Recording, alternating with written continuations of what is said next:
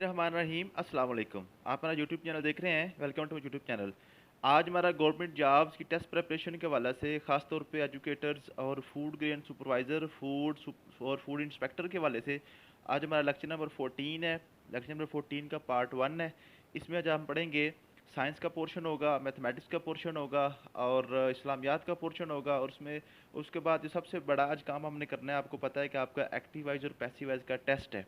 ठीक है, active voice और पैसिव वाइज हमने कंप्लीट कर लिए हैं पहले 3 लेक्चर्स में। ठीक है, तो आज उनका टेस्ट है, वो टेस्ट का सारा शेड्यूल भी इसी लेक्चर में आपको बताऊंगा। तो आज के लेक्चर की इंपॉर्टेंट बात यह है बेटा, आपने आज का लेक्चर बड़े ध्यान से सुनना है, क्योंकि आज का लेक्चर मैंने पेपर के पॉइंट ऑफ व्यू से बनाया है। पिछले कुछ लेक्चर्स मैंने आपकी जो प्रैक्टिस के पॉइंट ऑफ व्यू से बनाए थे, आपकी प्रैक्टिस हो जाए, आपका कॉन्सेप्ट क्लियर हो जाए। लेकिन आज का जो लेक्चर है वो मैंने आज आपके पेपर के पॉइंट ऑफ व्यू से बनाया है कि आपका ख़ास तौर पे जो फूड ग्रेन सुपरवाइज़र और फूड इंस्पेक्टर का पेपर है ना, ये मैट्रिक बेस पे आना है। तो मैट्रिक लेवल का जो पेपर है उसके हवाले से मैंने आज का लेक्चर सारा तैयार किया है। ठीक है, तो इसमें सबसे पहले आज हमने पढ़ना जी साइंस वाला पोर्शन। ठीक है, पहले क्या पढ़ेंगे जी? साइंस का पोर्शन। साइंस के पोर्शन में 3 बातें आज हमने पढ़नी है जी। ठीक है जी। फर्स्ट, आज हमने जो जो टॉपिक लिया ना, वो पौधों के बारे में है। ठीक है जी, ये आपके पास कोई पौधा है फॉर एग्जाम्पल, ठीक हो गया जी, ये आपके पास कोई कोई दरख्त है। ठीक है, और ये इसका स्टेम होगा, ये इसके रूट्स होंगी। ठीक है, तो पौधे के अंदर जी 3 काम होते हैं। एक काम होता है जड़ें नीचे से पानी ज़मीन से जज़ब करती हैं और सारे पौधे में पहुंचाती हैं पानी। ठीक है, एक काम ये होता है, ये जो पत्ते होते हैं ना, ये जो पत्ते होते हैं, पत्ते में खुराक जो है ना पौधे की तैयार होती है, और ये खुराक सारे पौधे के हिस्सों में जड़ों तक पहुंचती है। ठीक है, और तीसरा जो काम होता है वो काम ये होता है कि पौधे के जो पत्ते हैं ना, पत्तों से पानी बुखारात बन के ऊपर को उड़ता है। जो जड़ें नीचे से पानी सप्लाई करती हैं, उनमें से पानी जो है ना ऊपर पत्तों से बुखारात बन के बाहर निकल जाता है, वेपोरेट हो जाता है। ये 3 चीज़ें हमने पढ़नी है। अच्छा जी, ये जो पानी है ना जड़ों से ज़मीन से जज़ब करना, उसको ऊपर तक कौन लेके जाता है? ठीक है, देखिए ना, पानी को नीचे से ऊपर की तरफ लेके जाने के लिए कुछ कुछ एफर्ट चाहिए ना, कुछ इसके लिए काम चाहिए, कुछ यहाँ पे ताकत लगेगी। लेकिन यहाँ पे तो कोई ऐसी फैक्ट्री, कोई हमें चेयर लिफ्ट, कोई ऐसी चीज़ नज़र नहीं आ रही कि ये इसको पानी को ऊपर से नीचे से ऊपर लेके जाए। तो ये जो पानी नीचे से ऊपर जाता है, ये जाता है डिफ्यूजन की वजह से। किससे जाता है जी? डिफ्यूजन से। डिफ्यूजन होता है किसी भी चीज़ को, जब कोई चीज़ किसी किसी जगह पर ज़्यादा मिकदार में पड़ी हो ना, वो अपनी ज़्यादा से कम मिकदार वाले की तरफ मूव करती है। जैसे आप पानी देखें ना, पानी आप रख दें किसी दीवार के नज़दीक, तो दीवार के जब के आप ना पानी नीचे खड़ा कर दें, आप देखेंगे आस्ता आस्ता आस्ता पानी जो है ना आस्ता आस्ता दीवार को ऊपर की तरफ गीला करना शुरू कर देगा। देखिए, कोई बंदा उसको ऊपर नहीं चढ़ा रहा पानी को, लेकिन चूंकि पानी नीचे ज़्यादा है, दीवार में पानी कम है, तो पानी जो है ना अपनी ज़्यादा मकदार से कम मकदार की तरफ ऊपर खुद ही मूव करना शुरू हो जाएगा। आस्ता आस्ता आप देखेंगे एक वक्त आएगा जब सारी की सारी दीवार जो है वो गीली हो जाएगी। तो पानी को किसने ऊपर चढ़ाया? डिफ्यूजन ने। ठीक होगा जी। इसी तरह ये जो पौधे होते हैं ना, पौधे की जड़ों में नीचे पानी आपको पता है ज़मीन में बहुत ज़्यादा होता है। ज़मीन में जो जड़ें तो पानी में डूबी होती हैं, तो यहाँ पे पानी ज़्यादा होता है, ऊपर पानी पत्ते में, तनों में और पौधे की टहनियों में पानी कम होता है। तो ये डिफ्यूजन से पानी आस्ता आस्ता ऊपर को चढ़ना शुरू हो जाता है। ठीक है, ठीक है, समझ आ गई जी। इस तरीके से पानी ऊपर को जाता है, और जैसे ही पानी ऊपर पहुँचता है, जो ऊपर धूप पड़ती है, ठीक है, जैसे हीट पड़ती है, तो ये पानी जो है ना यहाँ से निकलना शुरू हो जाता है पौधों के पत्तों से। तो इसलिए ये एक सर्कल चलता रहता है। अगर देखें ना, ऊपर से पानी निकले ना, तो ये जो फ्लो टूट जाता है। तो जैसे नीचे से ऊपर जाता है, ऊपर से जो पानी जो है ना वो बुखारात बन के, वेपोरेट बन के बाहर निकलता जाता है। इसी तरह ये एक सर्कल चलता रहता है, ये एक सर्कल चलता रहता है। इस तरह पानी जो है ज़मीन से पौधे के हर हिस्से में पहुँचता रहता है। ठीक हो गया जी। तो ये आज का हमने पढ़ना था। तो ये अब मैं आपको चलता हूँ लेक्चर की तरफ। लेक्चर में यहाँ पर ये 3 बातें हैं सिर्फ, 3 नाम आपने याद रखने हैं: ट्रांसपोर्टेशन, ट्रांसपायरेशन, ट्रांसलोकेशन। ये 3 नाम आपने याद रखने हैं। ठीक है, तीनों में से एक वो पूछेगा आपसे, एक पूछेगा। आपने आज का लेक्चर नोट कर लें। आज के लेक्चर में से एग्जैक्ट क्वेश्चन आपके पेपर्स में आएंगे, मैंने ये बनाया ही पेपर के पॉइंट ऑफ व्यू से। ठीक है जी। Transportation: plants transport the water and minerals from roots to leaves through xylem vessels. ये जो है ना बात आपने याद करनी है, जाइलम वाली। पानी जो है ना, पानी और मिनरल्स, पानी के अंदर जो नमकियात वगैरह होती है ना, वो जमीन से, जड़ों से पत्तों तक कैसे पहुंचता है जी? जाइलम की वजह से। जाइलम, जाइलम क्या होता है? आपने ऐसे ना देखें, थोड़ा इसको मैं क्लियर करके आपको दिखा दूं। जाइलम क्या होता है जी? जाइलम ये है, आप किसी पौधे को ना, ये फॉर एग्जाम्पल पौधे का तना है, इसको आप आगे से कट मारें। जैसे आप कट मारेंगे ना इसको, तो आप देखेंगे इसके अंदर ना ऐसे ऐसे आपको रिंग नजर आएंगे।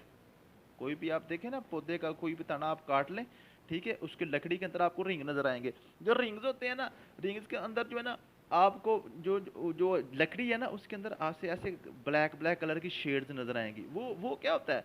वो असल में एक ये नालियां हैं, पानी की वेसल्स हैं। क्या है जी? जैसे हमारी ब्लड वेसल्स होती है ना, जो खून की नालियां होती हैं इंसानों में, जानवरों में, जो जो दूसरे जिंदा जानदार हैं, तो इस तरह ये भी इनकी जो नालियां हैं, इस इन्हीं नालियों की वजह से पानी ऊपर जाता है। इन्हीं नालियों की मदद से जो खुराक है वो नीचे की तरफ आती है, ठीक है। तो जो नालियां जमीन से पानी ऊपर को लेके जाती हैं, जोन सी उनकी नालियां होती हैं ना पौधों की, उनको हम कहते हैं जाइलम। क्या कहते हैं जी? जाइलम कहते हैं। ठीक हो गया जी। तो ये आपने बात याद रखनी है हमेशा, ये अक्सर पूछा जाता है, मैंने ये क्वेश्चन पेपर में देखा है एक दो दफ़ा, कि जो ट्रांसपोर्टेशन है वो किसकी मदद से होती है जी? जाइलम की मदद से। This this this is called transportation. ये क्या कहलाती है जी? ट्रांसपोर्टेशन कहलाती है। It occurs due to diffusion. Diffusion की मदद से ये होती है, ठीक है, ये मैंने आपको बता दी बात। Diffusion mean the movement of substance from its higher amount to its lower amount, ज्यादा से थोड़ी की तरफ जाना डिफ्यूजन कहलाता है। नेक्स्ट जी, ट्रांसपायरेशन। ट्रांसपायरेशन है loss of water from leaves through evaporation is called transpiration. Transportation क्या है? पानी का पौधे के अंदर जाना, पौधे के अंदर जाना। और ट्रांसपायरेशन क्या है? ट्रांसपायरेशन क्या है? पौधे से पानी का निकलना, पत्तों से बुखारात बन के वेपोरेट कर जाना। ठीक होगा जी, ये ट्रांसपायरेशन कहलाता है। ट्रांसलोकेशन क्या है जी? ट्रांसलोकेशन है जी movement of prepared food from leaves to all parts of plants is called translocation. तीन बातें हो गई जी। पानी का अंदर आना ट्रांसपोर्टेशन, पानी का बाहर जाना ट्रांसपायरेशन, पौधे की खुराक का सारे हिस्सों तक पहुंचना वो होता है जी ट्रांसलोकेशन। और ये ट्रांसलोकेशन जो है ना, ये फ्लोएम की मदद से होती है। ये जो खुराक की नाली होती है ना, खुराक की नाली होती है, खुराक की नालियां जो होती हैं पौधों की, उनको हम कहते हैं जी फ्लोएम कहते हैं। ठीक होगा जी। इंसानों की खुराक की नाली भी होती है ना, हवा की नाली भी होती है ना, इसी तरह इनकी भी दो नालियां, एक जाइलम है जो पानी की नाली है, और एक फ्लोएम है जो कौन सी है जी? खुराक की नाली है। Leaves are productive factories in trees. तो ट्रीज जो है ना, पौधों की जो प्रोडक्टिव फैक्ट्री है ना, जो खुराक बनाने वाली फैक्ट्रीज हैं, वो पत्ते हैं। ठीक है, ये भी आपने बात याद रखनी है। नेक्स्ट हम चल जी मैथमेटिक्स की तरफ। मैथ का जी पोर्शन आज आज बिल्कुल आपके लिए आसान बनाया है, ठीक है, और आसान नहीं बनाया बल्कि पेपर में यही आना है। वो जो पिछले क्वेश्चन थे वो आपका कॉन्सेप्ट पक्का करने के लिए थे, ताकि थोड़ा सा आपको रगड़ा लगाऊं मैं, थोड़ा सा आपको रगड़ा है मैंने 2-3 दिन। मैथमेटिक्स में आपका जो माइंड है थोड़ा सा मैंने ब्रॉड किया, वास्ट किया, ठीक है ना, ताकि थोड़ा सा माइंड आपका खुले और आपको मैथ की थोड़ी सी समझ आए, ठीक है। तो लेकिन वो जो आपने पिछले क्वेश्चन किए हैं उनमें से कोई भी पेपर में नहीं आएगा, क्योंकि पेपर में क्वेश्चन 1 नंबर का आना है। तो इतने बड़े बड़े क्वेश्चन 1 नंबर के नहीं होते, वो तो 10-10 नंबर के क्वेश्चन थे, ठीक है। लेकिन आपने परेशान नहीं होना, वो आपके बड़े काम आएंगे, ठीक है। आप देखें पहला क्वेश्चन क्या है? सिंपल सिंपल क्वेश्चन आते हैं पेपर में, इतने बड़े नहीं आते। आप देखें, Saqib bought a car for 10 lakh and sold it for 11,50,000। 10 lakh की कार खरीदी है, 11,50,000 की उसने बेच दिया है। कहता है फाइंड इट्स प्रॉफिट। तो आपने प्रॉफिट आपको पता है ना कितने की बेची है? 11,50,000 की। ली कितनी थी की थी? 10 लाख की। तो 11,50,000 में से 10 लाख निकाल दें, 1.5 लाख उसको मुनाफा आ गया, ये प्रॉफिट था। इतना सा क्वेश्चन है बिल्कुल, ठीक है, इसको समझाने की जरूरत नहीं है। नेक्स्ट देखें जी, Noor bought a jewellery at 20% discount. Noor ने ज्वेलरी खरीदी है, उस पर डिस्काउंट है जी 20%, 20% डिस्काउंट है। ये आपने बात जरा गौर से करनी है, देखनी है। Market price of jewellery is 50,000, sorry 5 lakh. Noor ने जी ज्वेलरी खरीदी है 20% डिस्काउंट पे, और उसकी प्राइस है 5 lakh. What amount she has to pay, what amount she has to pay. ये क्या जी? आपने इसको देखना जी। प्राइस है उसकी जी, जो प्राइस है, जो प्राइस है, इतने छोटे छोटे सवाल पेपर में आते हैं। प्राइस है जी 5 लाख, ठीक है जी।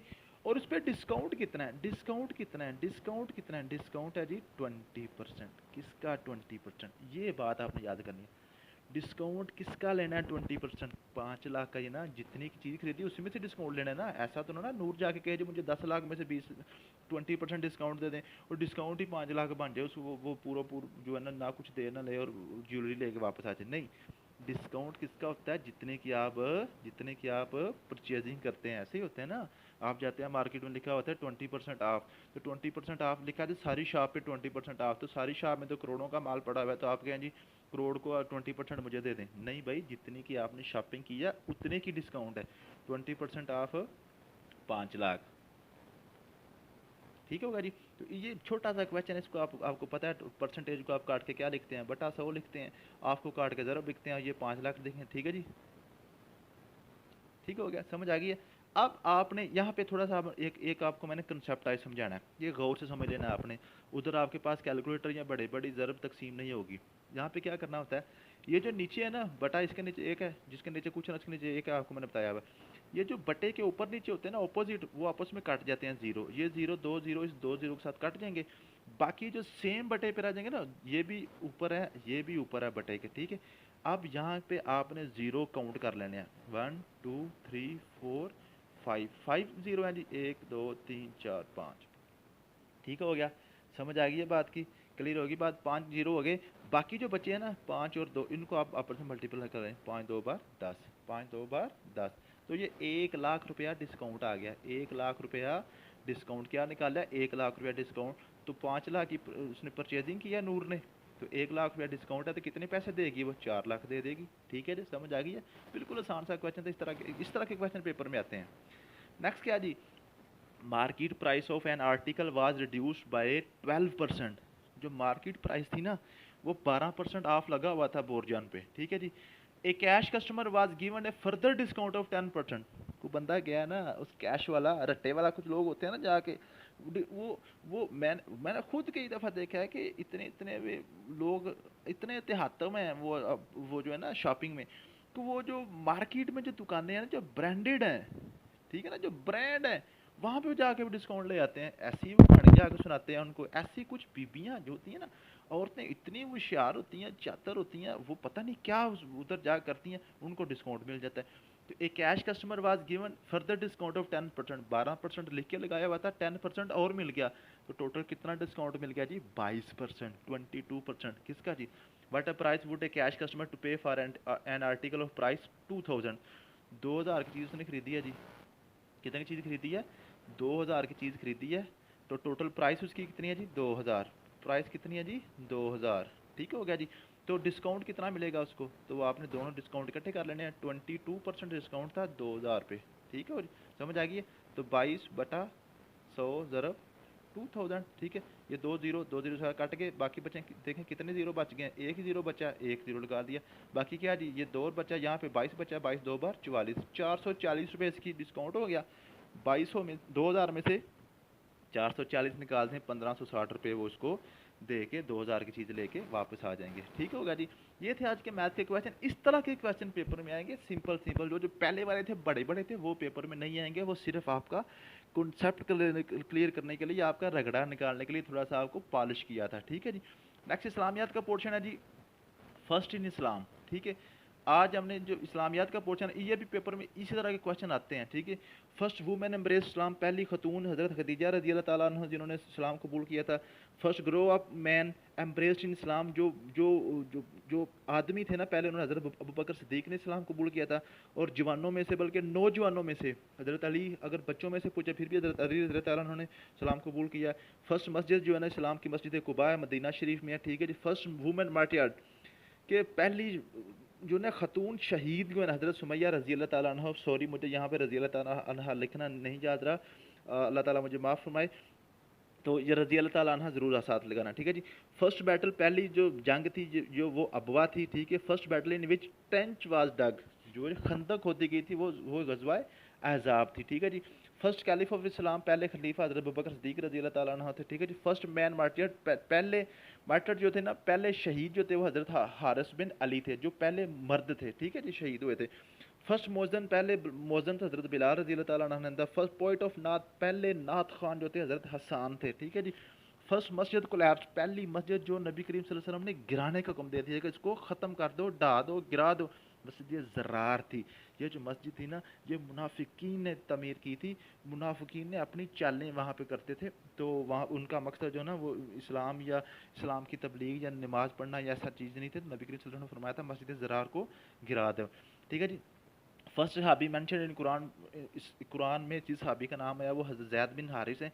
फर्स्ट हाजी इस्लाम 9 हिजरी को हुआ था, और इस ये 9 हिजरी को जो हज हुआ था इसकी लीडरशिप की थी हज़रत अबू बकर सिद्दीक रज़ी अल्लाह ताला अन्हु की लीडरशिप में लोगों ने हज किया था, ठीक है जी। ये थे आज की इस्लामियत। अब चलते हैं जी अपने टेस्ट की तरफ। एक्टिवाइज और पैसिवाइज का टेस्ट है आपका, ठीक है जी। इसमें सिर्फ 5 क्वेश्चन मैंने आपको दिए हैं। 5 क्वेश्चन की आपने वॉइस चेंज करनी है। अगर पैसिवाइज हो तो उसको एक्टिव कर दें, एक्टिवाइज उसको पैसिव कर दें। अभी मैं आपको दिखा देता हूँ। तो लेकिन टेस्ट पे जाने से पहले एक बात आज आपसे मैं करना चाहता हूँ कि मैंने आपको अफर्मेटिव, नेगेटिव और इंट्रोगेटिव तीनों सेंटेंस करा दिए हैं, तीनों सेंटेंस करा दिए हैं। लेकिन एक सेंटेंस मैंने आपको छुड़वा दिया है, वो मैं रिस्क ले रहा हूँ।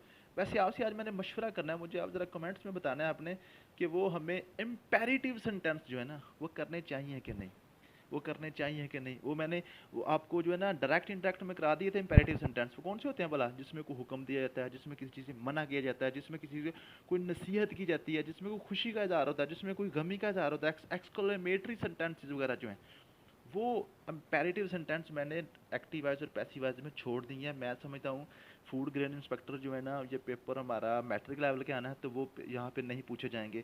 ये मैं रिस्क ले रहा हूँ एक, और ये मुझे टेंशन में डाल रहा है कि ऐसा ना हो कि आपका मैं नुकसान ही ना कर दूँ। तो ये मुझे बताएं कि रिस्क ले लें या हम एक लेक्चर लगा के इम्पेरेटिव सेंटेंस को भी कर लें ताकि कोई किस्म की रिस्क की गुंजाइश ना रहे, ठीक है जी। तो चलते हैं जी आपके लेक्चर की। ये जी आपका टेस्ट है, इसका स्क्रीन शॉट लेना ले लें, वैसे पढ़ने हैं पढ़ लें। ये आपके 5 सेंटेंस हैं, ये 5 के 5 सेंटेंस आपने मुझे करके देने हैं, ठीक होगा जी। Taiba has recovered the health, good scores will be obtained by Sairish. Sairish ने पेपर दिया है आइट्स का, उसके स्कोर इंशाल्लाह अच्छे आएंगे। तैबा जो हमारी ग्रुप एडमिन है वो अल्हम्दुलिल्लाह सेहतयाब हो गई हैं। और today answer was appreciated by sir. आज आंसर को मैंने अप्रिशिएट किया था एडमिन्स के ग्रुप में। जैसा कि आपको पता है, एक मैंने क्वेश्चन भेजा था ग्रुप में कि इंसान का जो टेम्परेचर है वो कौन सा ऑर्गन है जो बॉडी का टेम्परेचर कंट्रोल करता है। तो आंसर ने सबसे पहले क्वेश्चन किया तो उसको मैंने अप्रिशिएट किया था, ठीक है जी। तो थैंक यू सो मच, मिलते हैं नेक्स्ट वीडियो में। अल्लाह हाफिज़।